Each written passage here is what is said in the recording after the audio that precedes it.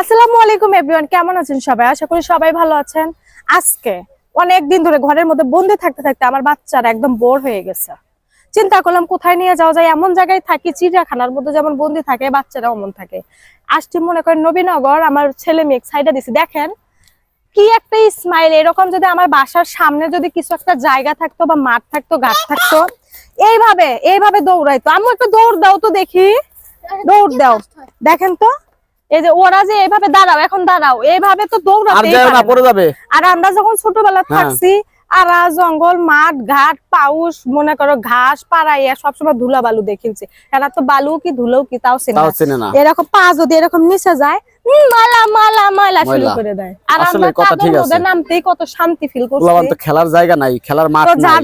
যাদের বাসা মনে করেন এরকম, তারা চেষ্টা করবেন বাচ্চাদেরকে একটু ঘোরাঘুরি করার। আমি তো তোমার আগে বলছি যে এই শহরের বাসা সাইড আমরা কোন একটা গ্রামে যাই, একটা বাড়ি করে থাকি। আমি যদি এখন গ্রামে যাই, নেক্সট ডে বাচ্চারা যখন বড় হবে তাদের কিন্তু স্কুলে দিতে হবে। গ্রাম অঞ্চলে কিন্তু এখন যারা স্কুলে পড়ে, হাই স্কুল পর্যন্ত আছে, তারপরে মনে করো যে শহরের দিকে যাইতে হয় না। তুমি কথা শোনো, সব যত অজপাড়াগাঁও গ্রাম সব শোনো, স্কুল কলেজ ভালোই আছে না? এখন স্কুল কলেজ সব জায়গায় আছে, গ্রামে নাই, সদরে আছে। জেনেই কও, তুমি যদি আমাদের গ্রাম এলাকার মানুষ কি লেখাপড়া করতেছে না? করে ওখান থেকে শহরে করে, গ্রামে নাই। জেনেই করুক, আছে, ব্যবস্থা আছে, হাই স্কুল সব জায়গায় আছে। স্কুল কলেজ তুমি তোমার বাচ্চাদের ইংলিশ মিডিয়াম স্কুলে পড়াবা, তাহলে গ্রাম অঞ্চলে কি ইংলিশ মিডিয়াম স্কুল আছে? তো যাই হোক, শৈশব ভালো পাইবো। আমরা শৈশবের ভালো দরকার নেই, যেমন যুগ যুগের সাথে তাল মিলেই থাকতে হবে। তোমার ব্যবসা, তোমার সবকিছু এই জায়গায়। আমি যদি গ্রামে যাই থাকি, তাহলে হবে? আমরা বড় হইছি কেমনে? আমরা বড় হইছি এই যে এরকম ঘাস পাতা, দেখি তোমার পা, মাটি দেখে বড় হইছি। দাও না, জীবনে তো আপনার ফেস দেখাইলাম না, পাই দেখায়।